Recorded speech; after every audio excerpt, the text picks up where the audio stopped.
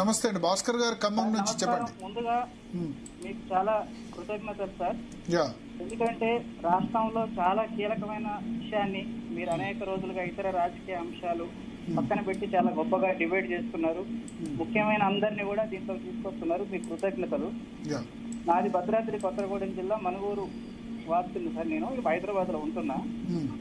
ఒక చిన్న సలహా సార్ నాది. ఇప్పుడు ఈ కాళేశ్వరం కూలిపోయినప్పుడు నేషనల్ డ్యామ్ సెక్యూరిటీ వాళ్ళు ఈ మన కిషన్ రెడ్డి గారు ఉత్తరం రాష్ట్రం వచ్చినారు సార్ వాళ్ళు. అయితే ఈ మధ్య కాలంలో సీఎం గారు కిషన్ రెడ్డి గారికి మెట్రో విషయం, ఆ విషయం, ఈ విషయం అనేక విషయాలు ఉత్తరం రాయటం, వారు తీసుకెళ్లి దగ్గరుండి ఢిల్లీలో కలిపించడం జరుగుతుంది కదా సార్.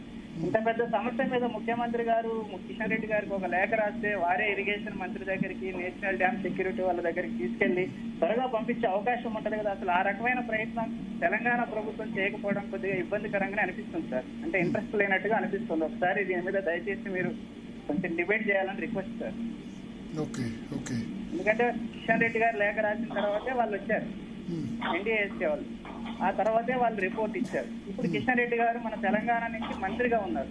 మీరు లెటర్ రాస్తే వారు ఎమ్మటే తీసుకెళ్తారు, వారిని ప్రవేశపెడతారు, చెక్ చేస్తారు, అది క్వాలిటీ ఉందా లేదా చేస్తారు. దాన్ని 24 గంటల్లో 48 గంటల్లో అయిపోయే విషయాన్ని ఈ రోజులు ఇలా చేయటం ప్రభుత్వానికి చిత్తశుద్ధి లేదా అనే ఒక ఇబ్బందికరమైన అంశం మాత్రం చర్చలోకి వస్తుంది. అంటే ఎన్డీఎస్ఏకు లేఖ రాసి లీగల్ ఒపీనియన్, లీగల్ కాదు వాళ్ళు టెక్నికల్ ఒపీనియన్ తీసుకుంటే లెటర్ రాస్తే మెట్రో విషయంలో కిషన్ రెడ్డి గారు జోక్యం చేసుకున్నారు కదా సార్, తీసుకొని వెళ్ళారు కదా.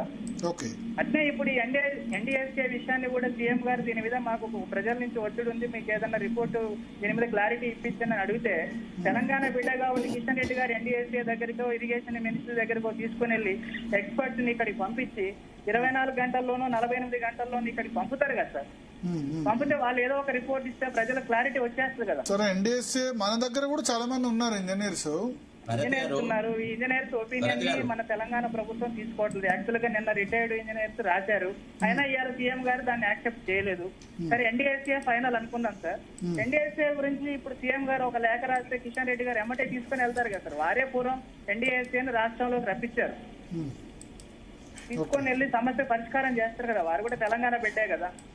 రైతులు ఇంత ఆందోళన చెందుతున్నప్పుడు మీరు చూస్తున్నారు, రాష్ట్ర 5-6 రోజుల కాంచి నేను కూడా చూస్తున్నా సార్. మీరు అనేక కాల్స్ తీసుకుంటున్నారు. ప్రతి రైతు ఆందోళన బాధలో ఉన్నాడు సార్. ఇప్పుడు ఇది రాజకీయాలకు టైం కాదు. ప్రజల కష్టాన్ని మంచినీడు హైదరాబాద్ లో ఒక ట్యాంకర్ బుక్ చేస్తే 10 రోజులకు కూడా రావట్లేదు సార్. చాలా ఇబ్బంది ఉంది. దయచేసి మీరు మంచి చర్చ చేస్తున్నారు, మేధావులందరినీ తీసుకొస్తున్నారు. ముఖ్యమంత్రి గారు ఒక లేఖ రాస్తే ఢిల్లీ కదిలే పరిస్థితి ఉంది సార్. అది ఒక్కటి చేస్తే బాగుంటుందని నా అభిప్రాయం సార్. శరత్ గారు ఏదో చెప్తున్నారు సార్. ఇప్పుడు విషయం ఏంటంటే ఎవరన్నా ఏదైనా మంచి వాళ్ళు ముందడబడాలంటే రేవంత్ రెడ్డి నోరుకు భయపడుతున్నారు సార్. ఎవరినైనా కానీ చీల్చి చెండాడుతున్నాడు, చాలా చాలా దుర్భాషలు ఆడుతున్నాడు. అసలు ఎట్లా అంటే పరిస్థితి, మంచి వాళ్ళు ఎవరైనా కానీ గౌరవంగా పక్కకు తప్పుకునే పరిస్థితి అనమాట. దుర్మార్గమైన రాజకీయాలు నడుస్తున్నాయి ఇక్కడ.